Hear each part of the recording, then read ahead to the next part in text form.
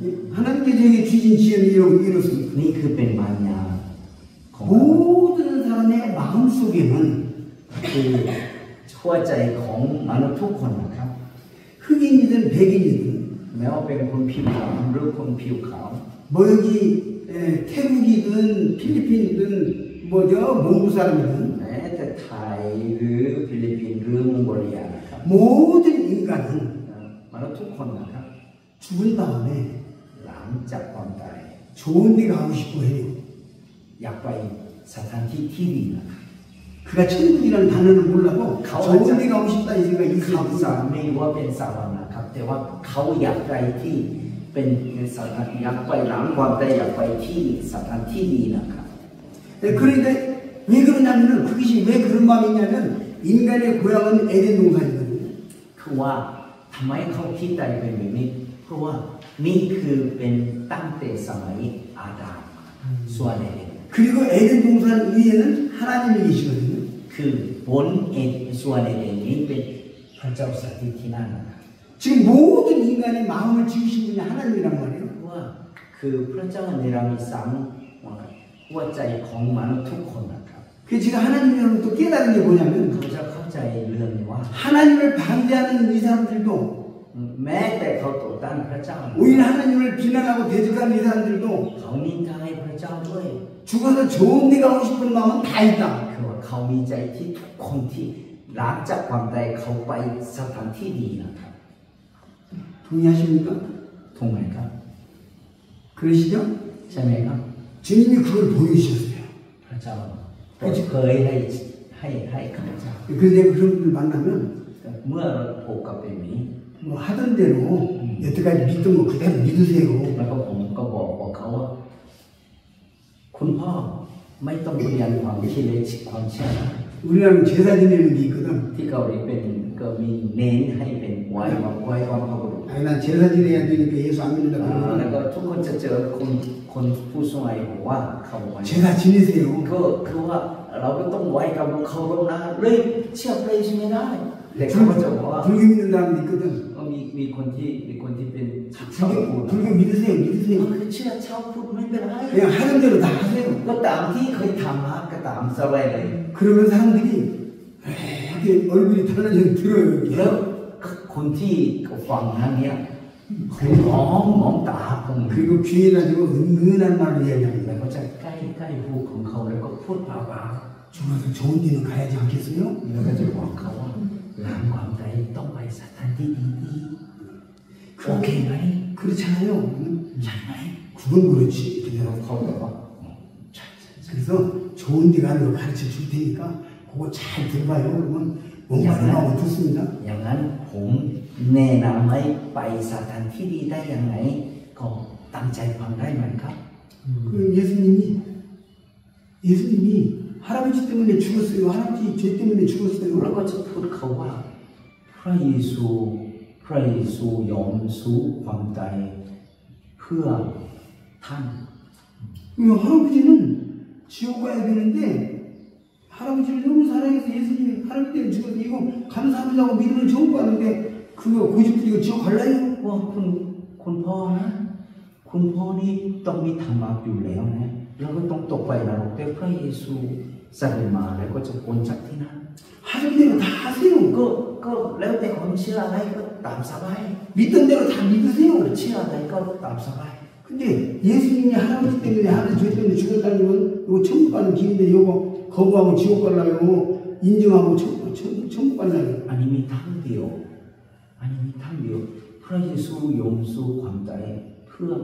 คุณพ่อดังนั้นพ่อตกไปนรกหรืออยากไปเสา 100명 중에서 99명이 그러면 믿어야지 이렇게 말합니다. แท้จริงคือทั้งมันมีจำนวน100 คนนะ90 คนบอกว่าอย่างนั้นต้องเชื่อ 그러면 믿습니다. อยากเชื่อ 근데 놀라운 일이 말이에요. ก็เป็นต่อนะครับ 믿고 나면은 เมื่อเขาเชื่อแล้ว 나도 그만하란다 이렇게. แต่เขาละทิ้งความเชื่อของเขาไม่ได้ 나 오늘부터 예수 믿었어. นั้นเชื่อพระเยซูนั้นเขาแน่นอนเลยว่าเขาทิ้งความเชื่อของเขาครับ 이거 한번 분석해 볼까요? คือว่าสังเกตดูนะครับ 아기가 태어나면 성장을 하죠. เมื่อเราจะเด็กหน่อยจะขึ้นมาจากแม่นี่ก็กำลังเติบโตใช่ไหม 출생을 해야 성장을 하잖아요. คือเขาต้องมีกฎแล้วจะเติบโตได้ใช่ไหมครับ 근데 죽은 아기가 태어나서 죽은 아기가 성장이 안 되죠. มีหนองที่ตายแล้วจะเกิดจากแม่เขาเติบโตได้ไหม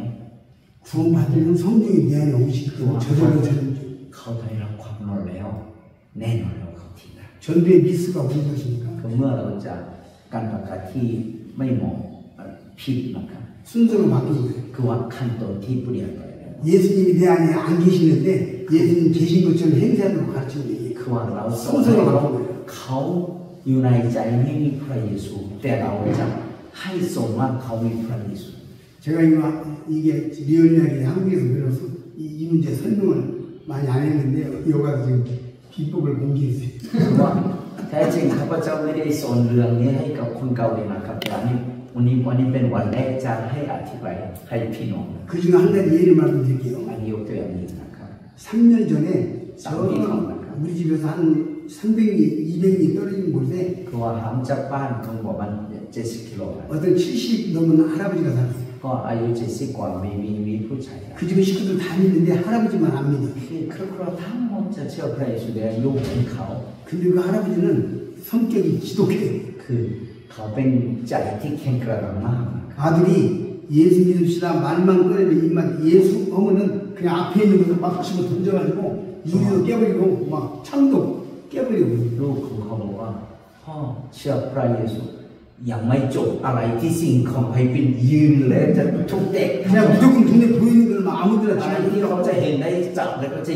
겁이 나가지고 이 양반한테 전도를 못해. ไม่มีใครกลัวเขาและไม่มีใครจะประกาศให้เขา 근데 이분이 폐암이 걸렸어요. แต่เขาจะติดมะเร็งตับนะครับอันนี้มะเร็งปอด 폐암이다 폐결핵까지 걸렸어요. แล้วก็จะเขาติดโรคด้วย 그래가지고 이제 이 사람 힘이 없고 죽어가요. ก็เขาก็เริ่มกำลังใจแล้วก็ไม่มีแรงด้วย 제가 가보니까 3개월 못 넘기겠더라고. คือเมื่อข้าพเจ้าไปพบกับสัมภาษณ์กับเขานี่อีก3 เดือนจะตายประมาณ 2달 만에 죽었어요. จริงๆก็เขาอีก 근데 이제 그 아들이 그 나중에 전도 아들이 아버지한테 무릎 꿇고 울면서 아버지 목사님 모시고 올 때니까 한 번만 들어주세요. 뭐 통곡으로 보니까 아버지가 그래 한 번만 해. ลูกชายของเขานี่ขอร้องจริงๆแล้วก็เขากระโดดแล้วก็ร้องไห้ด้วยผมฉันจะให้พี่บางคนนึงคือพ่อตัดฟังแค่ขั้นเดียวเขาขอร้องนี้ 한 번이다. แล้วก็เขาสัญญากับเราว่าขั้นเดียวนะ 두 번 말고 2 ครั้งนี้ไม่เอานะ 하나까지는 아버지. เราบอกว่าใช่ครับ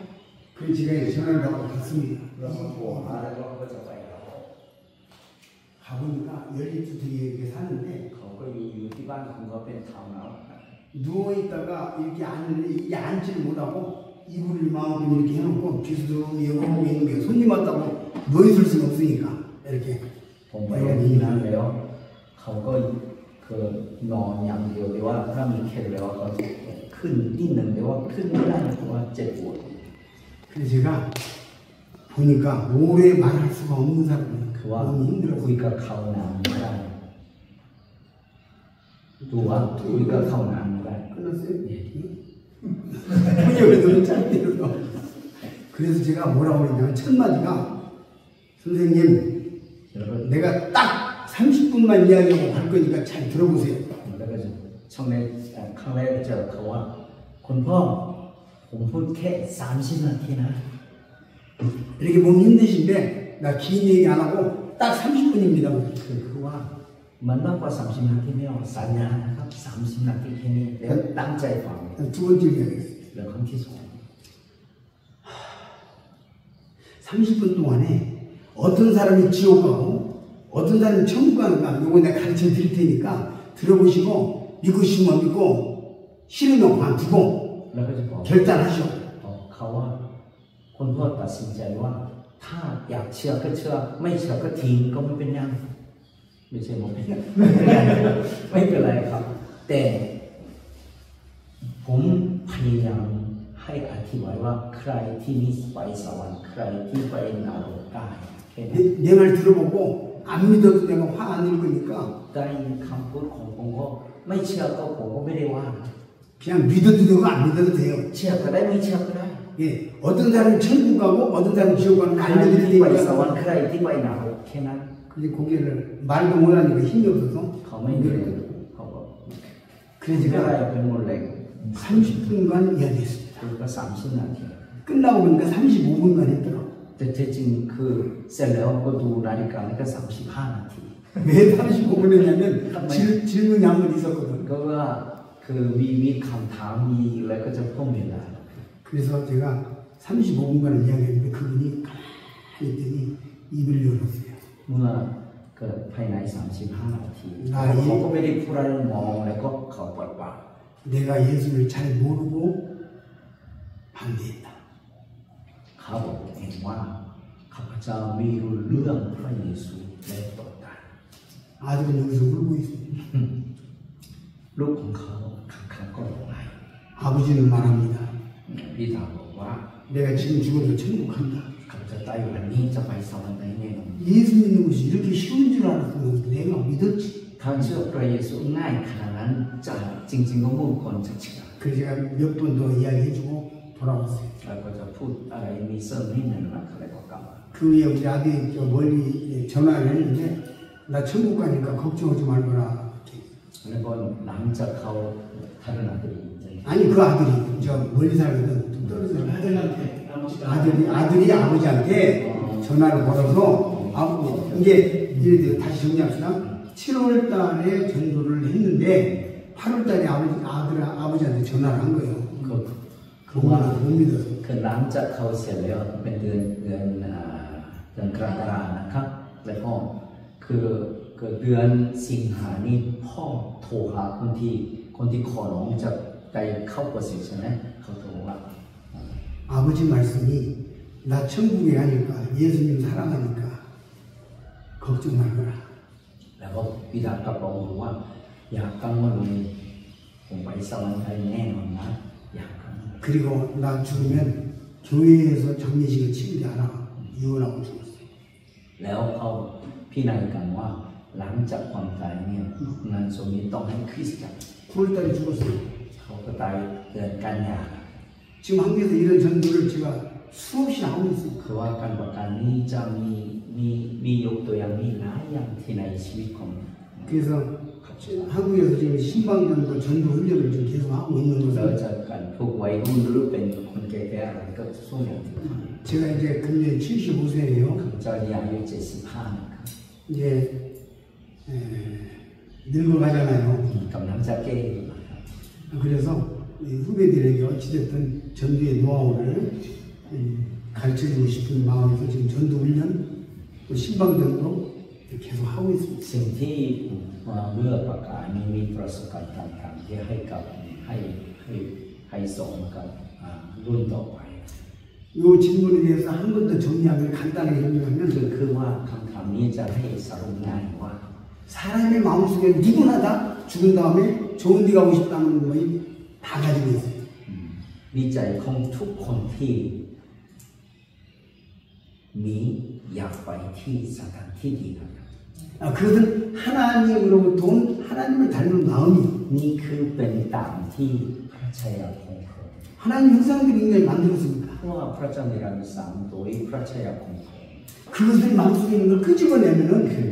เราที่อยู่ในหัวใจของเขาเอาออกมาครับ 그게 회복되는 거예요. เราจะสัมผัสกับเขาแล้ว 그리고 영성 จะพูด 늑대 같은 사람이 양같이 순해지는 거예요. คือว่าเขาเกิดถ้าอย่างนั้นเขาชีวิตของเขาเหมือนหมาป่านะครับแต่ว่าอีกไม่น่าจะเป็นเกย์ 그리고 하던 거 다 해도 되는데 이 천국 가는 길만 깨달으면 천국 간다 가르쳐주면 고마워. แล้วเราไม่ได้ปฏิเสธชีวิตของเขานะครับตามสบายทุกอย่างได้แต่หนึ่งอย่างเท่านั้นที่ฝัง 그런데 놀라운 것은 그렇게 믿고 나면은 하던 것을 다 버린다는 แต่ 뜻. ผู้ใดที่ได้รับความรู้แล้วเรื่องเก่านี้ทิ้งแน่นอนนะครับ 기이한 일이 벌어져요. มันก็น่าสนใจเกิดขึ้นนะครับ 답이 되시는지 ตกได้ไหมครับ 또 질문 있어요. มีอะไรคำถามเพิ่มไหมครับ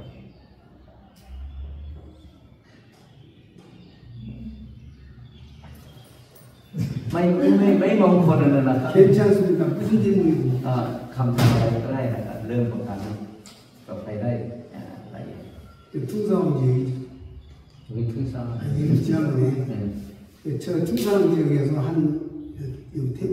성민을 한 2, 30명, 한 30명 정도 왔는데 질문 아주 재밌는 질문 많이 เมื่ 나왔어요. อที่สมณะที่ทุ่งสว่างที่อำเภอประไทยจังหวัดโคราชนะครับตอนนั้นเป็นสไซพีเพิลมาร่วมประมาณ3-4 คนนะครับเดี๋ยวอันนี้เป็นของสภาเหมือนกันครับก็เขามาสมณะนี้ส่งมาแล้วแต่วันที่ส่งก็มีเวลาคำถามนี้ทุกคนจะมีคำถามเยอะเลยว่าเราว่าจริงๆเราไม่จบแต่ว่าถึงมาใบส่งมาแล้วผมมีบอกวันแล้วผมว่าขออนุญาตจะจบ 여태까지 한 10번 가까이 태국에 왔는데 이번에 온 여행이 제일로 즐겁고 재밌었어요. คือว่าเขาจะมาเยี่ยมประมาณ10 ครั้งเยี่ยมไทย10 ครั้งนะครับแต่ครั้งนี้เนี่ยผมจะดีใจมาก 제가 그 고린도후서 1장에 보면 24절에 보면 바울이 고린도 교회에 보낸 편지에 쓰면서 뭐라고 해야 되냐면 나는 여러분들의 믿음을 주관하거나 주장할 생각이 없다 그런 말을 ในหนึ่งบทนะครับก็บอกว่าอาจารย์เปาโลเรียนกับที่จักรวาลนะครับว่าเราไม่ได้ผิดบังคับความเชื่อของท่านนะครับเราอยากจะช่วยแก้ปัญหาของท่าน 여러분들의 믿음을 돕는 자다. คือว่าข้าพเจ้าอยากจะช่วยความเชื่อของท่านจะให้เพิ่มเติมจะให้แข็งแรงนะครับ 저는 지금 수십 년 동안 수면 사역을 하고 있습니다. ข้าพเจ้าจะให้ประกาศตามที่หลายแห่งนะครับ 각 교회들을 그 있는 그대로 제가 돕는 일을 하고 있습니다. คือว่าเราจะไม่ได้ปิดบังคับด้วยที่จับท้องถิ่นนะครับแต่ผมช่วยแค่นี้เขาก็จัดการอย่างถูกนะครับเราไม่ได้ปิดบังคับที่ไหน 제가 돕는 자로서 참 이번에도 여기를 방문했는데 여러분들의 믿음에 도움이 됐으면 좋겠습니다. ก็เขาจะอย่างดีใจที่เขาเป็นผู้ช่วยนะครับไม่ได้เป็นเขาจัดดำเนินการเองนะครับแต่มันช่วยได้หรือเปล่านะครับก็เป็นคิดของข้าพเจ้านะครับ อาจารย์ครับอย่างคนไทยเนี่ยเขาจะมีพื้นฐานเรื่องของความเชื่อนี่นรกสวรรค์ผมว่าลักษณะแบบนี้เราประกาศไม่ได้แต่อย่างพี่น้องมงเนี่ยเขาไม่มีแบบนี้ ผมก็รู้บางส่วน พี่น้องมงเนี่ยเขาจะมีความเชื่อว่าเมื่อตายแล้วเนี่ยเขาจะกลับไปยังบรรพบุรุษของเขาเขาต้องการไปหาบรรพบุรุษของเขาดังนั้นเรื่องพระเจ้าเนี่ยเลยเป็นเรื่องที่เขา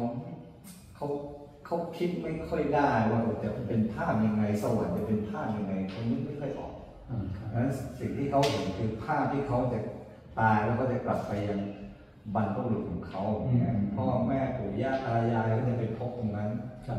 แม้ว่าตรงนั้นเนี่ยจะมีสภาพเป็นอย่างไรทุกข์ทรมานแค่ไหนเขารู้นะครับว่าไปตรงนั้นมันลำบากกันด้านอาหารเขารู้แต่เขายินดีจะไปตรงนั้นอันนี้เป็นสิ่งที่ยากมากสำหรับพี่น้องมงที่เราจะประกาศกับพี่น้องมงด้วยกันอย่างเงี้ย ทางเข้าคือ태국 사람들이 청구가 지옥이 이렇게 있다는 걸 인지하고 있는데 여기 사람들은 죽으면 다 몸 사람들 어떻게 되냐면 다 가족한테 간다는 거예요.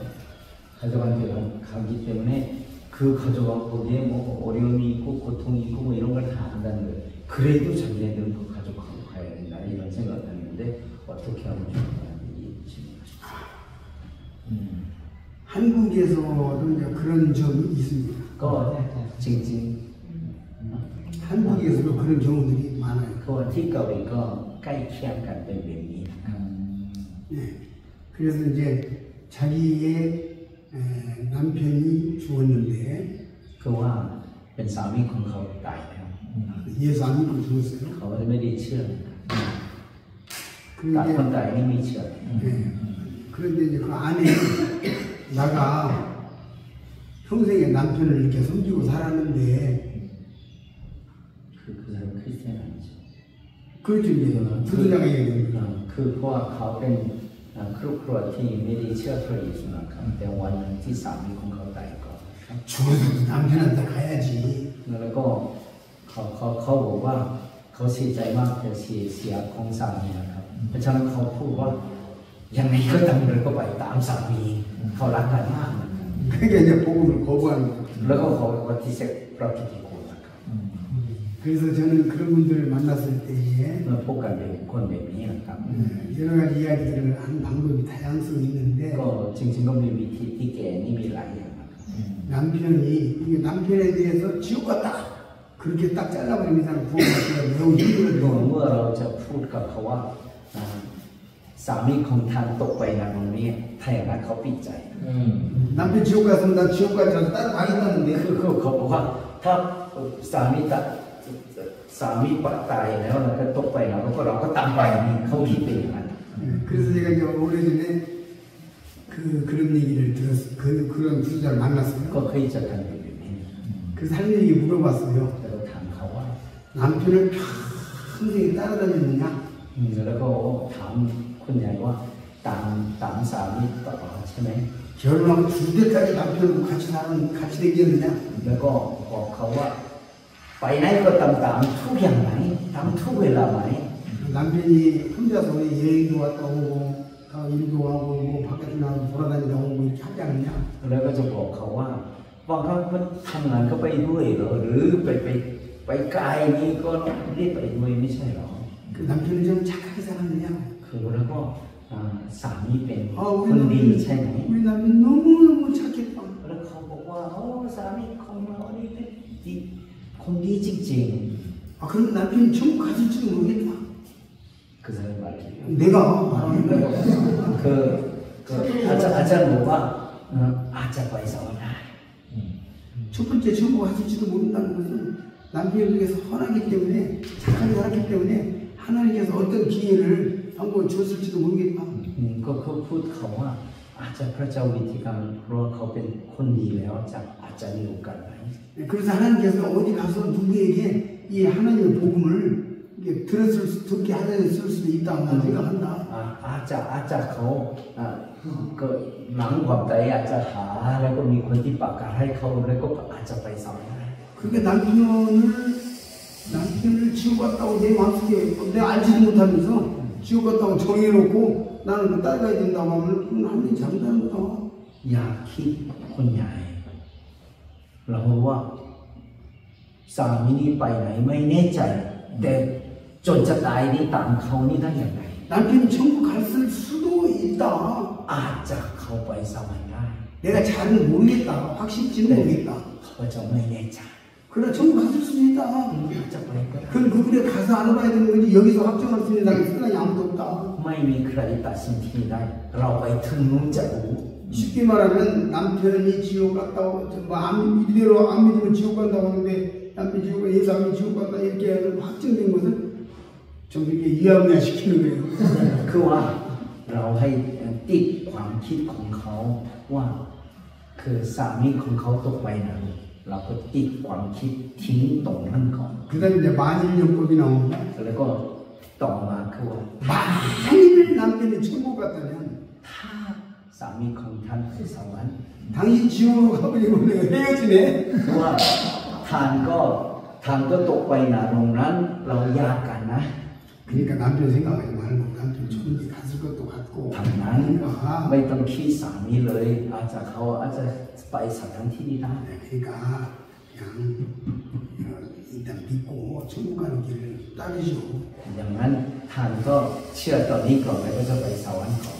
노인장만은 생각보다 단순하거든요. คือว่าผู้ทรงไหนนั้นเขาไม่ได้คิดลึกๆนะครับ 그렇게 하면은 이분이 이제 좀 느슨해지는 거예요. เขาเปลี่ยนเป็นความคิดนิดหนึ่งนะครับ 이렇게 전도하는 경우도 있었어요. อาจจะเคยเป็นอย่างนี้ 어찌됐든 이 사람이 어떤 생각하는 말을 이게 흐트러뜨리는 게 중요합니다. คือว่าอย่างแรกคือเราให้คุยกับเขาว่าความคิดของเขาเปลี่ยนเป็น 자, 이것을 제가 전도 이론적으로 분석해 드릴게 들어보세요. โอเคเดี๋ยวจะต่อไปนะครับ 우리가 돈이 짧아요. ต้องบูชาแค่ดี 아까는 조금만 했는데 한참을 하더라고. 그거는 이제 조금 설명이 좀 그런가요? 전도 이론으로 분석을 해본다. ว่าเราจะรู้เป็นความรู้ในประการนะครับ 마태복음 10장에 오게 되면 예수님께서 가운데서 제자들을 파송하는 장면이 나옵니다. คือมัทธิวบทที่10นะครับพระเยซูอัครสาวกมัทธิวบทที่10นี้พระเยซูกำลังจะส่งอัครสาวกให้ประกาศ 그 파송할 때 예수님께서 두 가지를 말씀하십니다. ก็เมื่อพระเยซูก่อนที่อัครสาวกออกไปก่อนสั่งให้ทรงอย่างคำบัญชาทรงอย่าง 첫 번째는 뱀같이 지혜롭고란 말 나옵니다. คือว่าอย่างแรกคือมีปัญญาเหมือนงูนะครับ 들어보셨죠 그 말씀? เคยได้ยินใช่ไหมครับ 비둘기같이 순결하고 그런 คือ 말씀을 ว่ามีบริสุทธิ์เหมือนนกพิราบนะครับ 그래서 성경에서 뱀은 사실 마귀의 지혜의 상징입니다. คือว่างูเป็นสัญลักษณ์ที่มีปัญญานะครับ 비둘기는 순결, 선한계의 น 상징. กพิราบคือไว้เป็นการทำดีนะครับ 그러니까 การบริสุทธิ์ 우리가 지혜롭게 전파할 때 최대한 지혜를 발휘해서 하라 이 말이에요. คือว่าเมื่อเราจะประกาศใช้วิธีการปัญญานี้ให้ข่าวก่อน 그러나 지혜롭게 하라니까 막 거짓말을 해가면서 전파하라 그건 아니다. เมื่อเราจะใช้ปัญญาแล้วก็จะเป็นคำที่ไม่จริงอธิบายให้เขานี่ไม่ดีนะครับไม่ได้นะครับ 그러니까 비둘기같이 순결하라. 정직한 가운데서 지혜를 짜내라. เลยเราซื่อสัตย์ต่อหน้าพระเจ้านะครับก็เลยมีสร้างเหมือนนกพิราบคือเป็นอย่างนี้นะครับ 이해가 되셨습니까? เข้าใจไหมครับ 예. 자 그러면은 ดังนั้น 뱀같이 지혜로우라든가 병을 한번 봅시다. คือว่าเขามีปัญญาเหมือนเป็นงูนะครับ 창세기 2장에 뱀이 나오잖아요. คือว่า 3장에 มันสถานขึ้นมาในพระธรรมกัณฑ์บทที่3ใช่ไหมครับ 뱀이 하와에게 왔어요. ก็งูกำลังจะไปหาเอวานะครับ 아담이 하나님으로부터 선악과를 따먹으면 죽는다 이렇게 계시를 받았어요. คือว่าอาดัมจะได้รับเปิดเผยของพระเจ้าว่าถ้าเจ้ากินผลไม้แห่งดีได้ชั่วนั้นต้องตาย 하나님으로부터 그게 받고 아담이 하와에게 이걸 따먹으면 죽는 거야 가르쳤어요. แล้วอาดัมนี่ฟังอย่างนี้แล้วให้สอนต่อกับภรรยาของท่าน 하와는 아담에게 배웠죠. อาดัมนี่คำสอนที่มาจากสามีของเขา 그래서 이 선악 따먹으면 죽는다 생각하고 있었어요. เขาก็คิดได้แล้วว่าถ้าเราจะกินผลไม้นั้นต้องตาย 자, 그 다음에 이제 뱀이 등장을 แล้ว 합니다. ก็ปรากฏที่มันสถานขึ้น 뱀의 작전을 한번 보세요. คือคำปัญญาของมันสถาน 첫마디부터 이거 먹으면 죽냐? 이렇게 물으면 먹으면 죽어. 이거 흔들지 말아야겠어. 이렇게 할 เขา 거예요. ถามว่าเจ้าจะกินต้องตายเรื่องที่ขึ้นมานี่เขาเป็นไปไม่ได้ 뭐라고 말했냐? เขาถามว่า 참으로 먹지 말라 하시더냐? 이렇게 คือ 말해요. เขาบอกว่าพระเจ้าบอกว่าพระเจ้าบอกว่าพระเจ้า 참으로 먹지 말라 하시더냐? 이 선악과를 참으로 따먹지 말라고 하시더냐? 참으라고 하시더냐? คือว่าเขาจะเพิ่มเติมมีคำสั่งที่พระเจ้าบอกอย่างนี้เป็นจริงไหม 그래 하와가 이렇게 들어보니까 뭔가 하나님이 좀 뭔가 이게 뭔 이상한 뭐 있어서 거짓말로 할 수도 있다 이게 흐려놨어요. คือว่าเอวาได้เรื่องเหล่านั้นจากเขาลืมคิดแต่แล้วว่าพระเจ้าห้ามตรงนี้อาจจะเป็นไม่ดีหรือเปล่า 하나님은 먹으면 정령 틀림없이 죽는다 그랬어요. ถ้าเจ้าจะกินก็ต้องตายนี่ก็เป็นคำบัญชาของพระองค์ให้กับอาดัม 근데 하와에게 온 뱀은 죽을까 하노라 이렇게 흐려놨어요. งูมาว่าอาจจะตายก็ได้ต้องตายแต่ว่าเขาพูดอย่างมาคำสั่งว่าอาจจะตาย 이 아담의 마음, 하와의 마음 흔들리고 คื 있죠. อว่าเขาจะให้อุ้มไหมหัวใจของเอวา 흔들리고 있을 때에 결정타는 날입니다. คือว่าเขายังอุ้มไหวเนี่ย 결코 죽지 않는다. ไม่ตาย 창세기 3장 6절에 나오죠. 결코 죽지 않는다. ไม่ตายแน่นอน 그 하와가 따먹었어요. หลังจากนั้นเอวากินผลไม้ 남편이 줬어요. แล้วก็ให้สามี 저는 그 뱀의 방법을 제가 사용한 คือ 거예요. ว่าในวิธีการประกาศที่ผู้หญิงคนเก่งคนนั้นเนี่ยเหมือนที่ใช้งูเหมือนเป็นงูเข้ามาในชีวิตของเอวา 우리 남편은 지옥 갔어. ที่ ที่สามีของเรานี่เป็นไปนรกแล้ว 이 할머니가 우리 남편은 지옥 갔어 생각하고 เขาก็คิดว่าสามีของเรานี่เป็นไปนรกแล้ว 나도 거기 따라가야 돼. งั้นเราก็ตามที่นั้นด้วย 그런데 저는 지옥 갔을 수도 있고 천국 갔을 수도 있고 คือให้เขาวุ่นวายอาจจะไปตรงนี้ได้ตรงนี้ได้คนเหมือนเราจะให้ใจของเขาวุ่นวาย 우리가 그럼 다 할 수 없다. เราไม่แน่ใจไม่มีใครรู้ 그 마음속에 그 어떤 구원의 복음을 들었을 수도 있다 어디 가서. คือว่าเขาอาจจะเคยได้ยินกับคนหนึ่งจะฟังเขาก็สุดเขาได้ 들었던 복음이 생각이 나서 주지 직전에 믿을 수 เขาก็ 있다고. ได้จากที่นั้นคุณไม่รู้ว่าเขาไปไหนก็ตามตลอดนะครับที่ฉะนั้นคุณอาจจะไม่รู้แต่เขาได้ยินเขาพูดเสร็จแล้วเขาอาจจะไปสมัครได้ 전능하신 하나님이 하시는 것을 우리가 어떻게 알겠냐. เราไม่รู้พระเจ้ามีดีเด็ดเราไม่ทราบทุกเรื่องทุกกรณี 그냥 할머니 남편이 천국 갈 수도 있고 지옥 갈 수도 있다고 보여지는데 สามีของคุณใหญ่นั้นอาจจะไปสวรรค์อาจจะไปนรก 할머니 지옥 간다는 남편 뭐만 난다 이게. ถ้าคุณใหญ่เนี่ยจะเลือกให้เป็นนรกนั้นไม่ได้โฟกัสอีกสามี 그 할머니 마음이 흔들린 거죠. ก็คือใจของคุณใหญ่เนี่ยก็เริ่มคิดใจแล้วว่าจะเป็นเข้าไปในฝ่ายเรา 하와의 마음이 흔들린 거죠. ก็เหมือนที่อุ่นหมายของหัวใจของเอวา 그런 양이가 믿습니다. แน่นอนว่าเขาจะเชื่อเรา 그렇게 이제 제가 어디까지나 저는 한국에서 경험한 바를 อัน 말할 นี้ 수가 เป็น 없으니까 วิธีการที่ประสบการณ์ในเกาหลีอาจจะที่นี่ใช้ได้หรือเปล่า 그런 전도를 하고 있어요. ก็วิธีการนี้ 이제 저는 이제 여기서도 사람들이 우리 가족들에게 돌아간다. 그러면 가족들이 천국 갔다고 가족들이 보세요. 가족들에게 돌아간다. 그렇게 말하는 분들이 있다면서요. ก็มีบางครอบครัวนี้เขาจะต้องพยายามไปหากับครอบครัวใช่ไหมครับคนมองนี่เขาจะ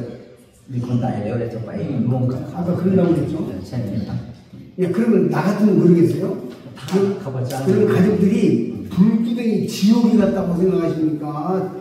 천국 좋은 데 같다고 생각하십니까? 천국이 아니라도 좋은 데 같다고 생각하십니까? แล้วก็ถามเขาว่าถามครอบครัวของเขาเขาจะติดตามคนที่ตายใช่ไหมครับว่าคุณคิดว่าคนที่เสียครอบครัวของท่านนี้อาจจะเป็นสถานที่ไปที่ดีหรือไปนรก 근데 그보다 기대하나요? 그보다 조금 전단적으로 말할 수 있는 것은 가족들이 지옥에 갔으면 좋겠습니까? 천국 갔으면 좋겠습니까? 하는 แล้ว 거거든요. คนที่พูดว่าอยากคุณคิดว่าคนที่เสียแล้วอยากจะให้ไปสถานที่ดีหรือไปนรกอันไหนคุณอยากจะต้องการอะไร 그러면 가족에 대한 사랑이 있기 때문에 เขามีความรักกับครอบครัว 아이고 좋은 데 갔지 나 지옥 안 갔어요 이렇게 말할 거라. เขาว่าเขาคิดแล้วว่าไม่ใช่ไปนรกเขาจะเป็นคนดีแล้วจะไปสวรรค์ 야, 그러면 내가 천국 가는 길을 알고 있는데 가르쳐 드릴 테니까 ตรงนั้น 들어봅시다. เราพูดกับเขาว่าผมรู้ไปสวรรค์มีทางที่ไปสวรรค์ได้อยากจะพูดได้ฟังไหม 그러면 이제 가족들이 가 있는 천국에 같이 가야죠. ก็ยังพูดว่าที่นี่ครอบครัวอยู่ที่นั้นอยู่ที่สวรรค์แล้วผมก็ต้องไป 제가 여기 산다면 거기 전도할 것 같다고. ถ้าผมอยู่อาศัยที่ประเทศไทยนี่ผมอธิประกาศให้กับเป็นวิธีการเป็นอย่างนี้ 이제 조금 케이스를 말씀드린 건데 중요한 것은 모든 전도는 케이스 바이 케이스로 다 각각 다를 수가 있어요. คือว่าการประกาศนี้เป็นไม่ได้มีหลักนะครับเป็นแล้วแต่ละคนไม่เหมือนกันนะครับ 마치 의사가 누가 보면 오장에 의사가 나오는데 เกิดลูกกาบทที่5นี้ขึ้นมาเป็นคุณหมอ 의사가 이제 모든 환자들을 그 사람에 따라서 이렇게 다루는 것처럼 다 똑같지는 않죠. คือว่าคุณหมอนี่เป็นแม้แต่เป็นโรคเดียวกันนะครับแต่ว่าต่อคนที่ไม่เหมือนวิธีการแก้ 또 질문 있으시죠? 좀 답이 되시는 분? คำตอบได้ไหมครับมีอะไรไหม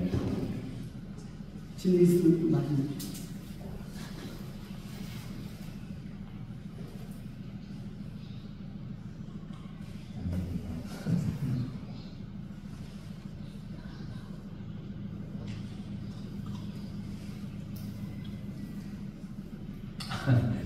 아자님이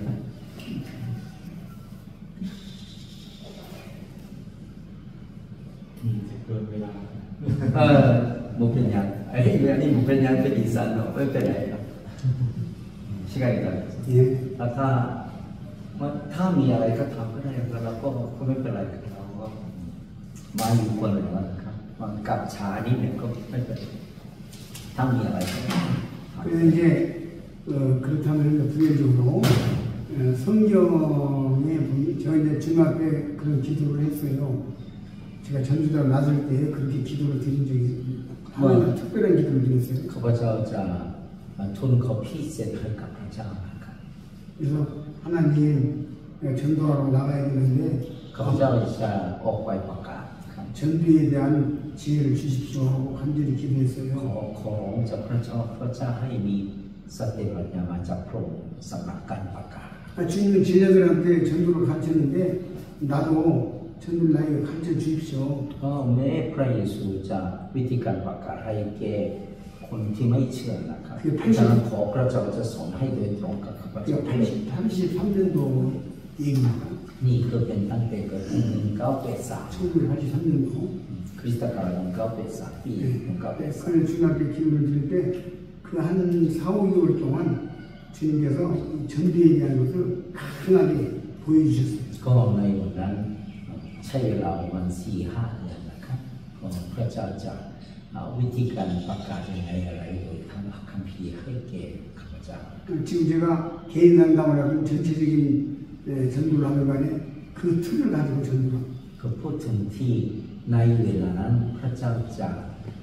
เปิดเผยให้ชีวิตของข้าพงใช่แม้ว่าเป็นวิธีการประกาศที่ต่อคนหรือต่อร่วมกันก็เป็นแบบนี้ 제가 중학교 기도를 드리고 마태복음부터 요한복음까지 4복음들을 정말 깊이 읽을 때 주님의 그 전도하시는 모습이 내가 갈릴리에 가 있는 것처럼 주님께서 보여주셨어요. พูดถึงที่ในฉบับพระคิดที่คุณสีแดงนะครับตั้งแต่มาที่มาราโกนุกาโยนะครับก็สู้อย่างวิธีการที่เอามาจากที่นั่นนะครับก็แม้ว่าข้าพเจ้าเหมือนอย่างที่สมัยพระเยซูผมก็นั่งอยู่กับอัครสาวกนะครับเหมือนรู้สึกเป็น 그 중에 한 가지를 말씀드리면 ก็เป็นเดินอย่างนะครับ 예수님이 병자들을 고쳤잖아요. พระเยซูรักษาโรคนะครับ 병자들을 고치는데 전도를 위해서 고쳤지 전도가 아닌 경우 병자를 고치기 위한 고침은 없더라고요. ว่าผมเห็นแล้วในรักษาโรคของคนเจ็บป่วยนะครับเพื่อมีแต่ประกาศอย่างเดียวพระเยซูรักษานอกเหนือประกาศไม่มีในพระคัมภีร์นะครับ 그 병자들이 병을 고침으로 말미암아 그가 이거 양반이구나 하고 예수님을 믿게 된 경우가 많았죠. คือเมื่อรักษาเขาแล้วเขาสารภาพเองว่านี่คือพระเจ้า 오늘 기독교의 신비주의가 이렇게 만연하고 있는데 별로 합당하지 않습니다. ในปัจจุบันนี้นะครับในสังคมของคริสเตียนไม่ว่าใครก็แล้วแต่นะครับคือเป็นมีอัศจรรย์เกิดขึ้นคือเน้นให้มีเยอะนะครับแต่อันนี้บางอย่างที่อันตรายด้วยนะครับ 그 복음을 위해서 어떤 병을 고칠 수 คือ 있어요. ว่ารักษาเพื่อให้ประกาศการประกาศก็จะรักษาได้นะครับ 그러나 교회가 신비주의, 병고침에 집중해서 하면 별로 안 받잖아요. แนวทางของคริสตจักรที่ให้รักษาโรคอย่างเดียวนั้นมันไม่งามนะครับ 아까 그 제가 우리 목사님이 소개하시면서 ATM에 관한 얘기를 하셨죠. อันนี้โอ้ย 보임 아니 그 내가 얘기한 성교다. ATM 얘기한 거. อันนี้โอ้ย 보임의 도움. 성교다. เมื่อกี้จะอธิบาย 보임 성교다 말씀하셨어요. อธิบายเป็นมิชชันนารีมาจากโอ้ยเนี่ยใช่ไหมครับ 그분들도 제가 몇 분 알고 있어요. ก็เขาจะรู้จักเป็นกลุ่มที่โอ้ยเนี่ย 순수한 이게 복음을 전하는 것들이. เขาเป็นที่ให้เน้นเข้าโปรเซสคนร้องตามครับ 네, 그 중에 내가 존경스럽게 생각하는 분들도 있고. ก็บางคนที่เขาจะเข้ากับมากด้วยนะครับ 그게 이게 복음주의예요. คือว่าโอ้ยไม่เหมือนคือเข้าโปรเซสแท้จริงนะ 사도행전에 바울이 막 바울이 온갖 만져도 병을 고치고 굉장히 능력을 해냈잖아요. คือว่าในกิจการนี้ก็บางคนที่เขาจะสัมผัสกับพ พระเยซูเท่านั้นก็เขารักษาได้ 그런데 저 뒤에 서신서에 가보면 바울이 디모데 그 이장병에 대해서 포도주를 조금씩 쓰라 이런 말씀을 แล้ว 하잖아요. ว่าที่ฉบับจดหมายนั้นจะให้อาจารย์เปาโลบอกกับทิโมธีว่าเพื่อให้รักษากับพ่อนั้นให้กินถึงระวังนะครับ 병을 위한 병고침이라면 왜 바울이 디모데에게 탁 고쳐버리지 않았을까요? ดังนั้นจึงถ้ามีเน้นให้เป็นรักษาโรคได้ก็อาจารย์เปาโลทำไมวิธีการแบบนี้ 오늘 기독교가 이 신비주의로 흐르는 것은 좋지 않습니다. คือว่าปัจจุบันนี้มีหลายพวกที่เขาเน้นให้เป็นในรักษาโรคและอัศจรรย์เกิดขึ้นนั้นจะอันตรายด้วย 에반겔 기도는 병들을 죽게 된 것도 하나님 앞에 살려달라고 기도하고 같이 얘기했죠. แม้แต่พระปฏิทัศน์นะครับคือว่าเขาก็เกือบจะตายนะครับ 그 แต่ไม่ 예수님이 ได้ใช้วิธีการอัศจรรย์เกิดขึ้นและรักษาให้เขา 전 초기 때 마태, 마가두가, 요한 복음서를 사인들을 보면서 아 전도를 위해서 주님이 병고침이 있었지 병고침 자체가 목적이 아니고 그 배운 거예요. คือเมื่อเราข้าพเจ้าเรียนในพระพิธีพนธ์สีเหลืองนั้นการอัศจรรย์ก็ขึ้นเพื่อให้การประกาศนอกนั้นไม่มีนะครับ 그럼에도 불구하고 제가 55년 사역을 하면서 어떤 병든 자, 아픈 자를 위해서 기도하고 그런 것들이 남는 것을 봐요. แต่แม้อย่างนี้นะครับแต่ภายใน55 ปีนั้นประกาศที่อัศจรรย์เกิดขึ้นก็เคยมีนะครับ 예, 복음을 위해서 부수적으로 그런 일이 있을 수는 คือว่าเพื่อให้เข้าประเสริฐกระจายไปนะครับใช้วิธีการแบบนี้ก็มีในพระคัมภีร์จริงนะครับ 신체적인 문제가 있어서 자녀를 낳지 못하는 어떤 경우도 제가 봤어요. ข้าพเจ้ามีคู่หนึ่งที่แต่งงานแล้วแต่ว่าเขามีปัญหาเป็นไก่ของเขาไม่สามารถมีลูกได้ 자녀를 낳게달라고 기도 요청을 해갖고 그런 상황이 있을 때 เขาก็ข้อเสนอว่าที่ท่านเพื่อหนึ่ง 근데 기도하고 좀 거치기도 하고 그러죠. 좀 아이를 낳아가는 거죠. แล้วก็บางคนที่พระเจ้าจะตอบให้แล้วก็จะทำลูกได้ 이 사고공서에 보면은 주님께서 하신 대로만 하면 문제가 없는 거죠. คือว่าสิ่งที่อัศจรรย์นั้นตามที่ในพระคิดคุณสีแดงเหมือนอย่างพระเยซูทำอะไรกับตามเป็นอย่างนี้นะครับ 네, 시간이 이제 더 가니까 여기서 제가 마치겠습니다. ก็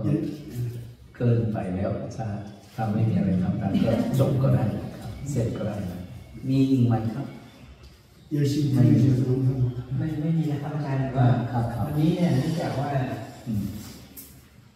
ขอบคุณทีมอาจารย์แล้วก็เป็นของขวัญให้กับคณะอาจารย์ที่มาเยี่ยมพวกเรานะ อ๋อ ครับ เป็นอย่างส้ม ก็ถึงแม้เราจะต่างเชื้อชาติเนาะเราต่างอยู่คนละประเทศแต่เรามีความเชื่อในพระเยซูเดียวนะก็ขอบคุณพระเจ้าที่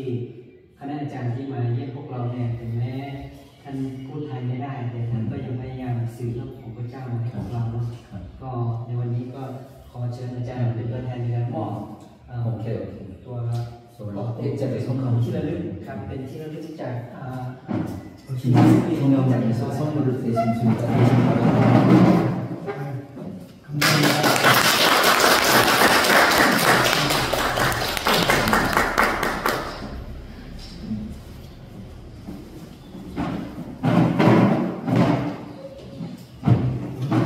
설명을 좀 저희들 역사. 네, 아유, 오케이. 감사합니다. ถ้าไม่มีเนาะครับขออนุญาตต่อไปหน่อยเราไม่รู้ว่าใจของท่านอะไรบ้างครับ ไม่มีเนาะใช่ไหมครับ ซื่อสัตย์ที่ถามหน่อย อีแล้วบอกว่าโอเคขอบคุณที่จะเชิญแม้ว่าเราไม่ได้อะไรมีสังกัดแต่เราไม่ได้อะไรชื่อเสียงนะครับแต่ว่าเกิดต้อนรับให้พวกเรานะครับขอบคุณท่านอาจารย์และที่จัดเทศด้วยนะครับก็ถ้ามีอะไรที่อย่างนั้นก็โอกาสหน้าไว้ก่อนนะครับก็เที่ยวนี้จะไม่ได้อยู่เวลานานเท่าไหร่แต่ว่าเราพิการแล้วเราก็ช่วยกันรับใช้ช่วยกันเสริมสร้างสิ่งใดกันนะครับก็อยากให้เป็นอย่างนี้นะครับเพราะฉะนั้นวันนี้ผมมันแค่นี้ก่อนแล้วก็ขอให้อาทิตย์ทันทีประชุมก็จะช่วยกัน โอกาสหน้าถ้าพี่น้องมีโอกาส มาที่นี่เราแวะมาหาเราได้จริงๆนะ ก็ล่วงหน้ากับเราเช่นกันทำให้เป็นดีเดียวใช่ไหม เราร่วมใจที่ทำพระเจ้าเพื่อได้ขอบพระคุณพระองค์สำหรับพี่น้องของเราที่มาจากที่จากเกาหลีล้วนผ่านความทุกข์ยากลำบากแต่เพราะพระคุณของพระองค์ที่จากเกาหลีเติบโตอย่างมากมายและส่งมิชชันนารีไปทั่วโลกนี่เป็นพระคุณของพระองค์ผ่านที่จากเกาหลีไปยังพี่น้องชนชาติอื่นอีกมากมายรวมทั้งประเทศไทยและคนเมืองด้วยขอบพระคุณพระองค์สำหรับพระคุณของพระองค์ที่สำแดงผ่านพี่น้องคริสตจักรในเกาหลีซึ่งเป็นสิ่งที่มีคุณค่าซึ่งข้าพเจ้าทั้งหลายสมควรจะเรียนรู้หลายสิ่งอย่างจากพี่น้องคริสเตียนในเกาหลีเพราะว่าที่จากมองหรือที่จากของคนไทยจะเติบโตและเกิดผลมากยิ่งขึ้นจึงขอบพระคุณพระองค์สำหรับการพบปะเยี่ยมเยียนในครั้งนี้แม้เราไม่รู้จักกันมาก่อนแต่เราทุกคนล้วนเป็นพี่น้องกันในพระเยซูคริสต์และล้วนแต่มีความมุ่งมั่นตั้งใจทำให้พระบัญชาของพระองค์สำเร็จมีความมุ่งหมายที่จะทำให้เป็นของพระเจ้าขยายกว้างออกไปมีความมุ่งหมายตั้งใจที่จะทำอะไรให้สมาชิกของที่จักรจะเติบโตเป็นสาวกที่เข้มแข็งสัตย์ซื่อในพระองค์และเขาสามารถบอกเล่าเป็นพยานประกาศข่าวประเสริฐไปยังคนอื่นๆต่อไปให้ทุกคนเมื่อที่จักรเกาหลีเป็นที่จักรที่เติบโตและสามารถส่งมิชชันนารีได้และเป็นที่จักรที่เป็นพระพรสำหรับที่อื่นๆรวมทั้งที่จักรเชิญน้อยด้วยขอทรงโปรดเมตตาอวยพรที่จักรเชิญน้อยจะเติบโตขึ้นและเรียนรู้แบบอย่างแห่งการเชื่อไว้วางใจในการประกาศข่าวประเสริฐสัตย์ซื่อเพื่อขยายแผ่นดินของพระเจ้าจึงขอบพระคุณพระองค์ผ่านพี่น้องเกาหลีที่มาเยี่ยมพวกเราทรงโปรดเมตตาที่การเดินทางของท่านเหล่านี้ในช่วงที่อยู่ในประเทศไทยรวมทั้งการที่กลับไปที่ประเทศเกาหลีและจะรับใช้พระองค์นั้นขอให้เกิดผลอย่างมากมายจึงขอบพระคุณพระองค์สำหรับโอกาสที่พบกันในครั้งนี้และถ้าพระองค์ทรงโปรดเมตตาเราจะมีโอกาสพบกันในครั้งหน้าในโอกาสต่อไปอาจจะมีโอกาสเรียนรู้เสริมสร้างซึ่งกันและกันในความเชื่อเพื่อให้เราทั้งหลายเติบโตมากยิ่งขึ้นจึงขอบพระคุณพระองค์สำหรับโอกาสพบกันในครั้งนี้ขอบพระคุณพระองค์ในพระนามพระเยซูคริสต์เจ้าอาเมน